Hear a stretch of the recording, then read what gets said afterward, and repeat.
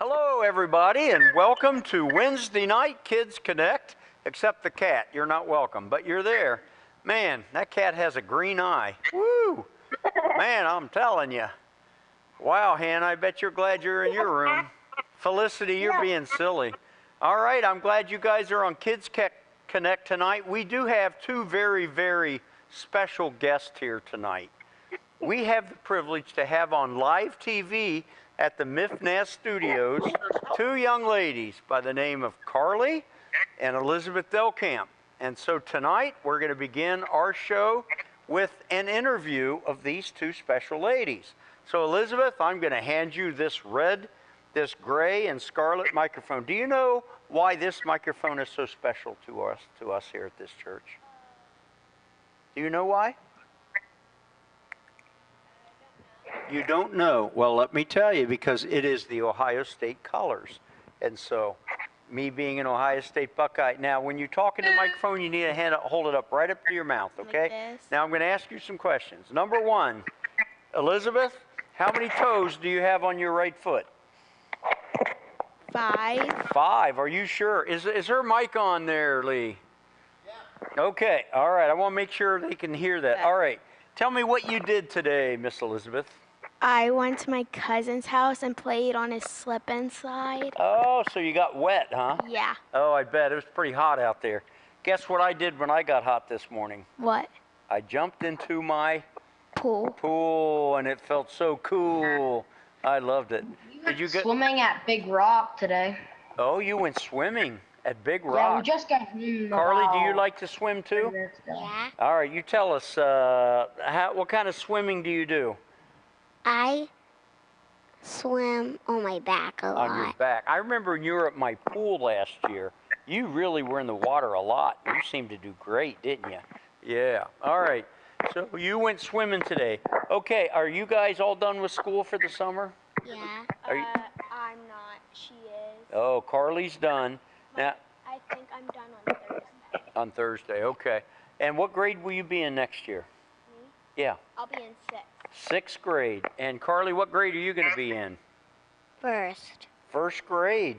So you're starting out. Is that why you got a purple flower in your hair? Because you're going into 1st grade? Boy, isn't that a pretty picture?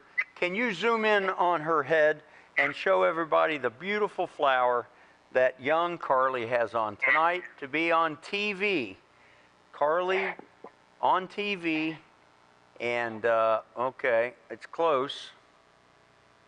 There we go. There's a beautiful flower. All right. Okay, I think we're ready to get started tonight. I think Lane Yount is on. Lane, but you're muted. Are you there, buddy? Am I going to get to see your face? And it looks like we lost Felicity's face. But anyway, I'm glad you're on tonight. And Mr. Levi, I would like you to watch something that I'm going to talk about. I want to tell you tonight, Levi, that Pastor Krell feels very, very strong tonight. Look at my muscles, if you would. Ladies, look at those. Woo-hoo, look at them muscles. I feel really strong tonight. Now, I am going to do something that I'm guessing none of you are strong enough to do. I'm going to take this yellow pen, it's plastic, and I'm going to push it right through the middle of this coin. All right? Now, what I want Elizabeth to do is to examine this coin and tell us, you can hold it, tell us, what is that? It's a quarter. It's a quarter. Nope, it's not. It's something else. It's more than a quarter. A silver dollar. Well, it's not quite that much. It's somewhere in between. What's in between a quarter and a silver dollar? 50 cents. There you go. It's a 50-cent piece. And whose picture is on it?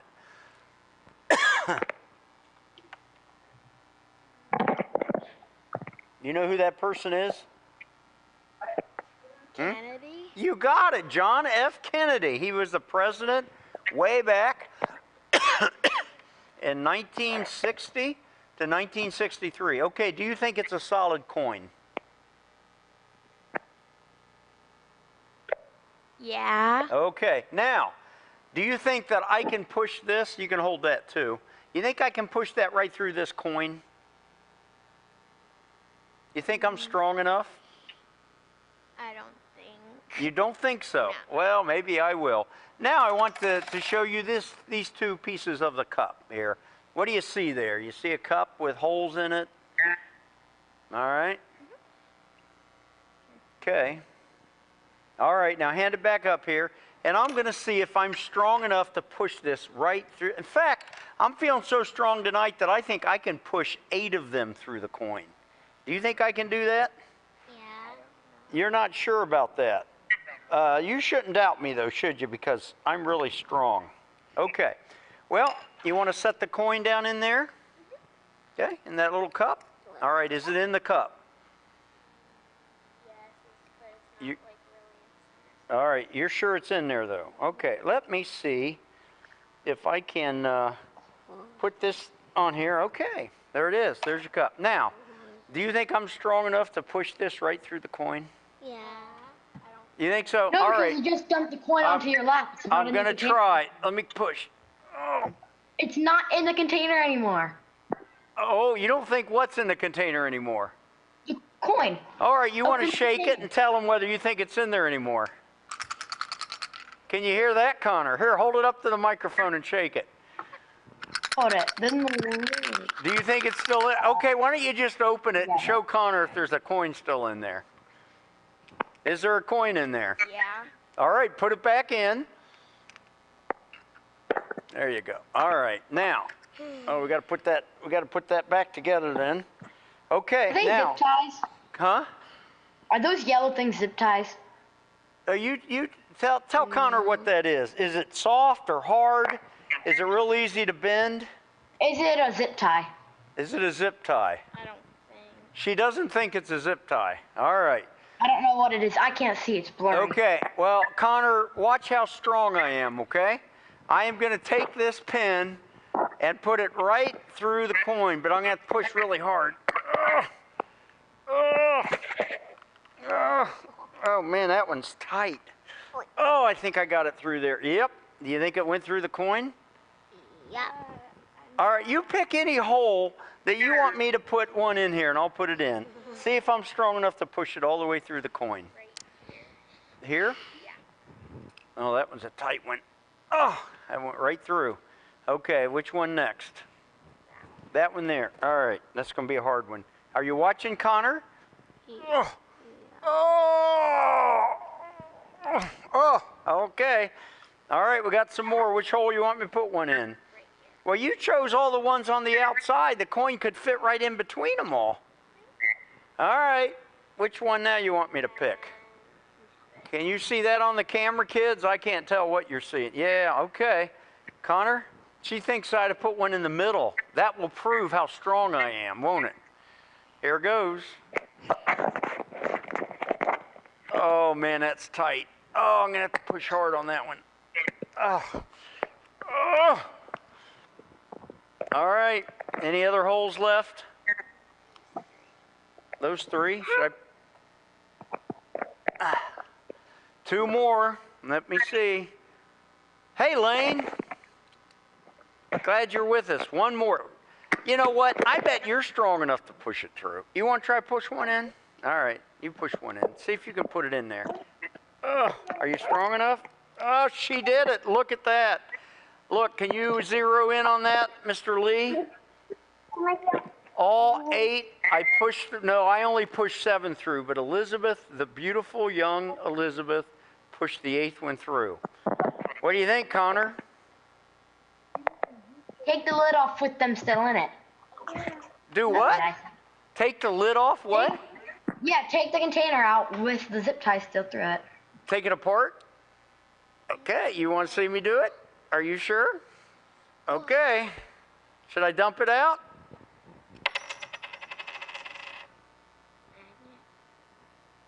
Wow. I told you I was pretty strong. I told you I was pretty strong. Maybe at the end, if you remind me if you want me to, I'll do it again for you. But Why aren't there any holes in the coin? What's that? Why aren't there any holes in the coin? You don't think there's holes in the coin? Or you think there are holes in the Can't see. coin? Huh? Oh, can't we'll let see. Elizabeth examine the coin again and see. I pushed them right through the coin. Wow. Can you see the holes? Yeah. Where? Like, right there. I don't know if it's part of, I think it's part of it. Do you see 8 holes?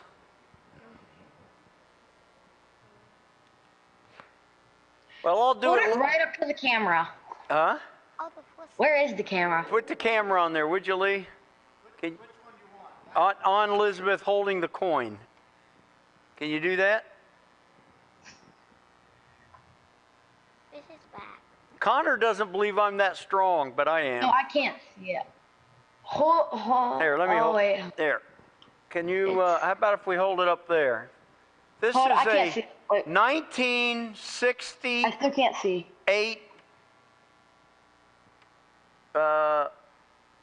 Like right in front of Elizabeth's shirt. Put it in front of Elizabeth's shirt right there. No. Down. There, I can see it. I can't see it. There's a glare. Hey, look. It's white Look. to me. I tell you what, what? Tiffany, come on up here. Would you trust Tiffany to tell the truth, the whole truth, and nothing but the truth? No. Tiffany, what is this? It's a 50-cent piece. There's no holes in it, Connor. None. There's no holes. I must be pretty strong to be able to Pretty drill a strong. hole through those, and then they seal back up. All right, at the end, if you remind me, I'll do the trick again. But I'll have to tell you, you have to be pretty strong to do that. All right, now, I have a question for you. How many of you have been swimming yet this year, this spring? Oh man, most of you have. Good for you. Well, that's I good. was swimming today. Every day, where do you swim, Connor? At my grandparents' pond some days and at a big creek right next to our house. I see. Lane, have you been swimming in your pond?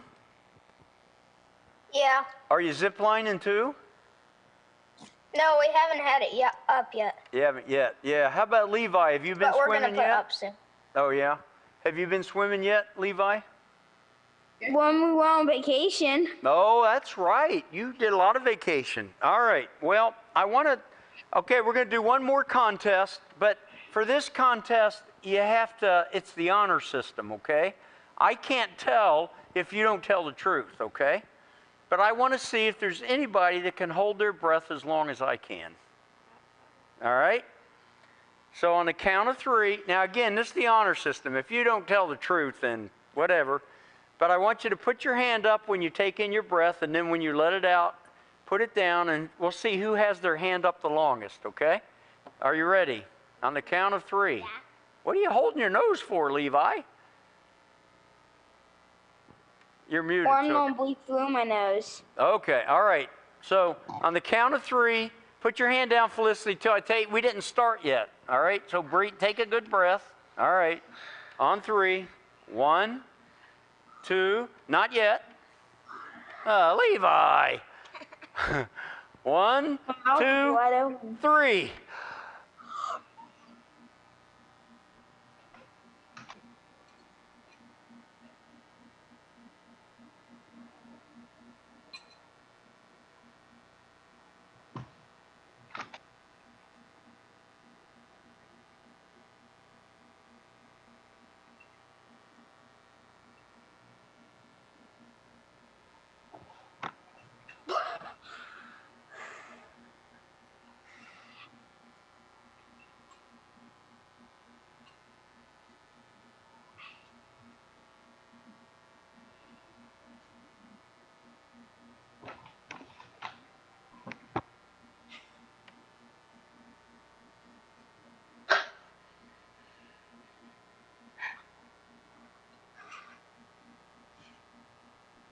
Elizabeth breathed. Nope, never mind. That's her shirt. Okay.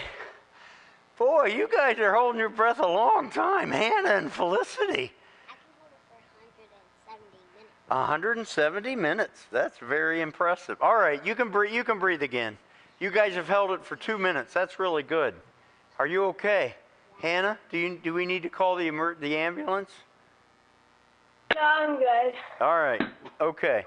Now, I want you to listen as I tell our Bible story tonight, okay? I want to tell you a story about a big ship. I want to tell you a story about a man named Paul who had to take a long trip on a ship. And it's different than today because on this ship, Paul had to travel a long way, over 1,000 miles. And when Paul lived back in the time of the Bible, it wasn't so easy to take a big, long ship ride. Have any of you, raise your hand if you've been on a ship before? Anybody been on a ship? All right, Connor, unmute yourself and tell me what ship you were on, or when. It wasn't really a ship. It was more of a Destroyer, it was a thing, it was a museum. It was a museum, and I also went on one when we went to the Statue of Liberty and a ferry. Okay, So it wasn't ferry. as- Very it good. was a- Okay, Elizabeth, hold the microphone right up to your mouth and tell us when you were on a ship. I was on a ferry from Delaware to New Jersey. I bet that was the Lewis Ferry, I bet. I had been there too. That's great. All right. Levi, have you been on a ship before? Yeah, I have. Have you? It was a ferry. Okay, it was a ferry. And Hannah, have you been, you got your hand up or are you just stretching your arms? Got my hand up. All right, let's hear it. When have you been on a ship before? I think it was when I had my birthday party last year when we went to Cape Cod. We went on a ferry, and then we came back on a ferry. So we went. I see. Hey, Lane, can you tilt your camera so I can see more than just your nose? That's a little better. Hey, you do have a chin, don't you? All right. Okay, in our Bible story tonight, Paul went in a big ship. In fact, it was a big ship that had 276 people on it.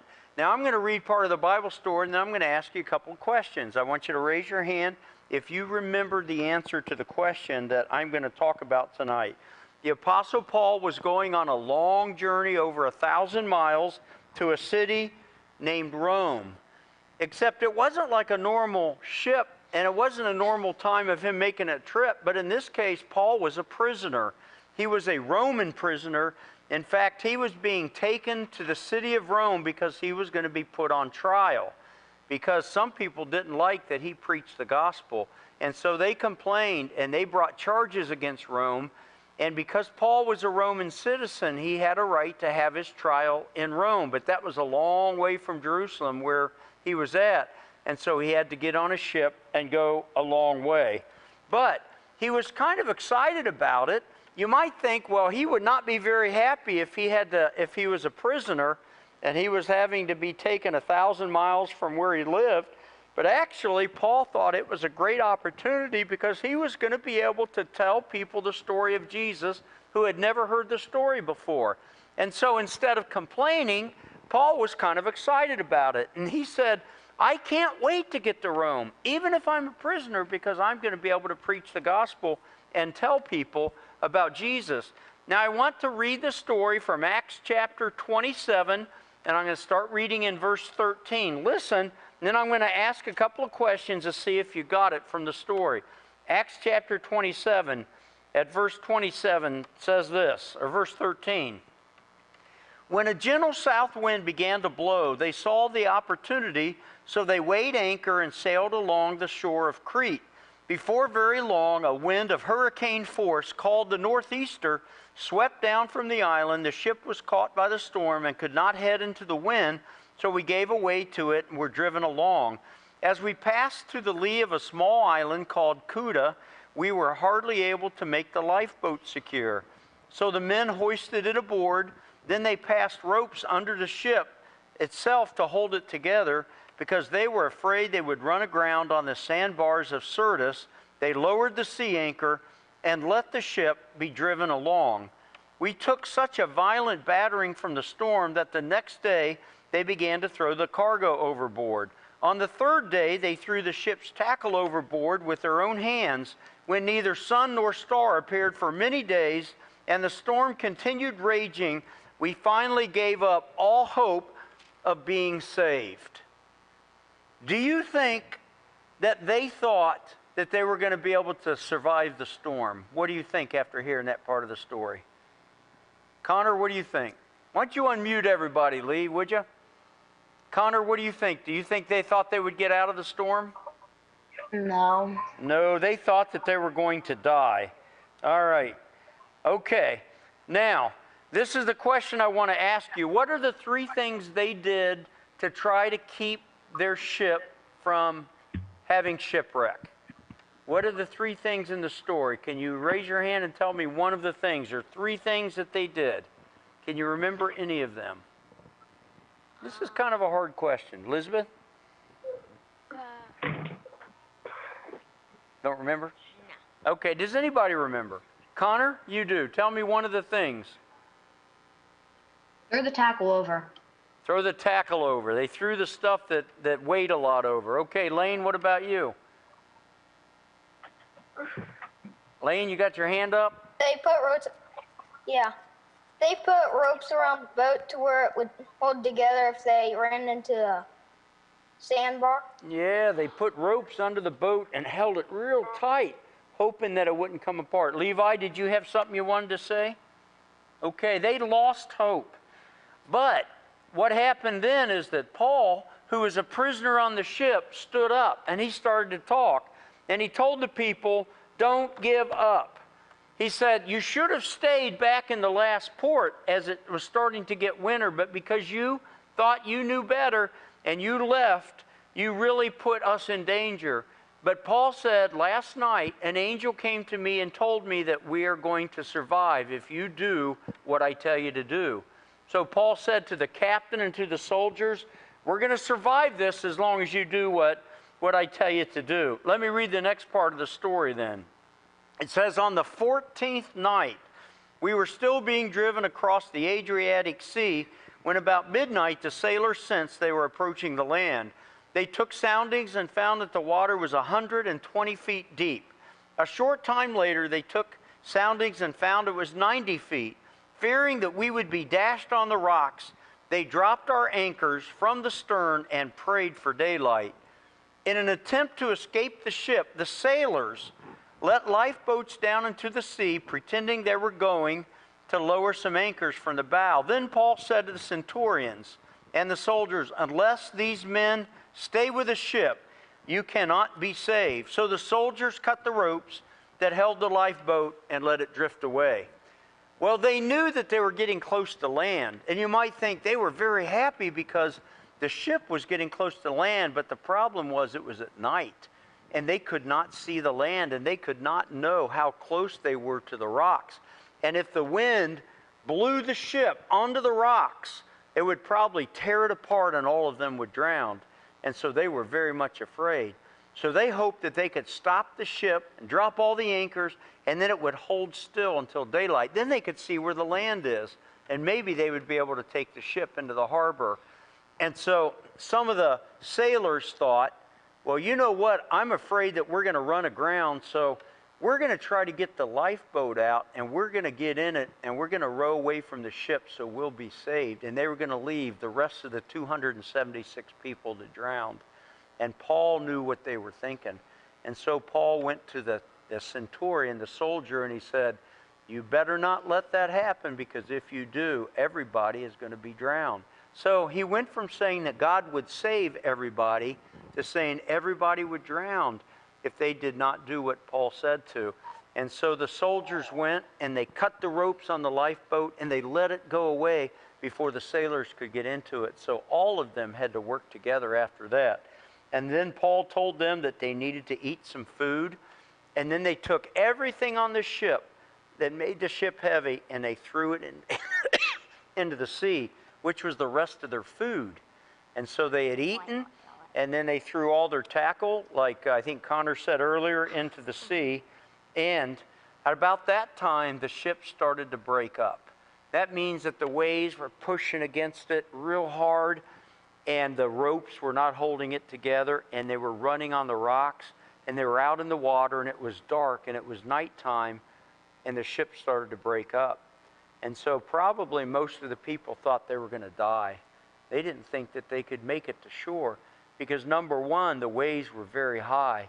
And number two, there was a storm. And number three, a lot of the people didn't know how to swim. And so they thought if they go into the water, then it's going to be over. But God brought a miracle, and it says that every single one of them, I'll read that part right here. It says, cutting loose the anchors, they left them in the sea, and at the same time untied the ropes that held the rudders. Then they hoisted the foresail to the wind and made for the beach. But the ship struck a sandbar and ran aground. The bow stuck fast and would not move, and the stern was broken to pieces by the pounding. The soldiers planned to kill all the prisoners to prevent them from swimming away and escaping, but the centurion wanted to spare Paul's life and kept them from carrying out their orders. He ordered those who could swim to jump overboard and first get to the land. The rest were to get there on planks or on other pieces of the ship. In this way, everyone reached the land. And so the centurion said, okay, we're going in the water. Grab a piece of wood and swim for it. And all 276 people tried to get to the shore. Who knows how many of them got to the shore and made it safely? Who heard that part of the story? How many of the 276 made it? Connor? 276.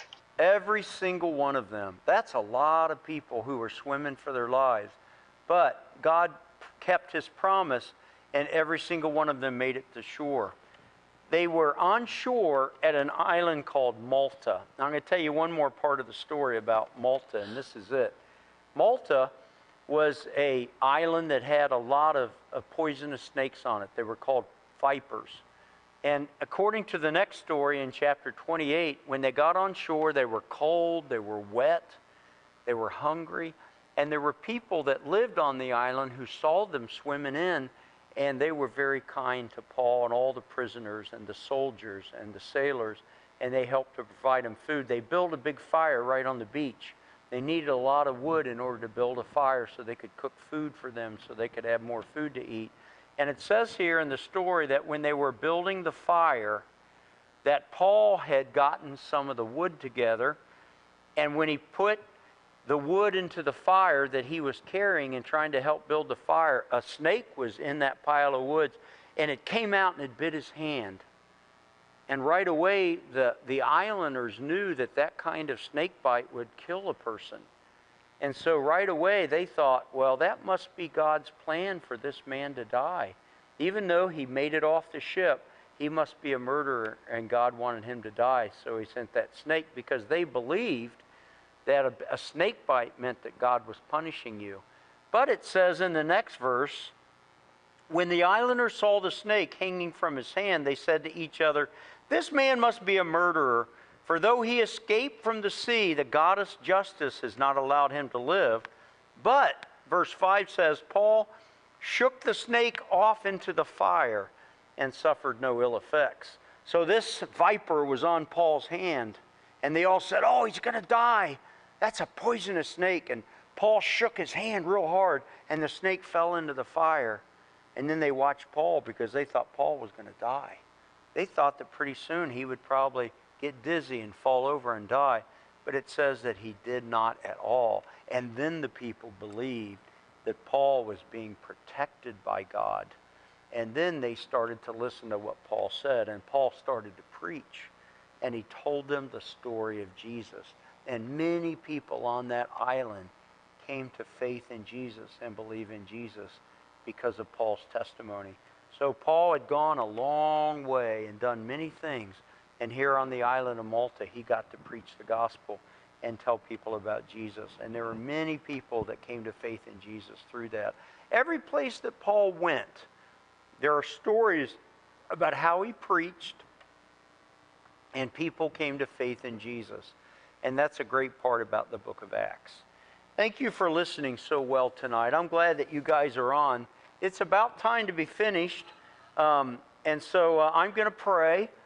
And then if you want me to, maybe I'll see if I can push those rods through that coin again, okay? And see if you can watch it. You'll watch real close, Elizabeth. Make sure I'm not doing any tricks, okay? All right, let's pray. Dear Jesus, thank you that you love us. Thank you for the Bible. Thank you for the story of Paul, that he was a great missionary, and he preached and he trusted you, and you helped him. You saved his life from the snake. and many people came to faith in Jesus through him. Thank you for our story tonight. Thank you for each person that's listening. In Jesus' name, amen. Amen. Okay, I'm going to do this again. What's that? Okay. What'd you say? Take 5. Okay. They're going to cut the live stream, and then I'm going to ask Elizabeth to help me again. And we're going to see if I'm strong enough a second time tonight to push these yellow rods through this 50-cent John F. Kennedy $50. Lane, have you ever seen a John F. Kennedy $50? My brother has one. Jack. All right. Bye-bye, everybody.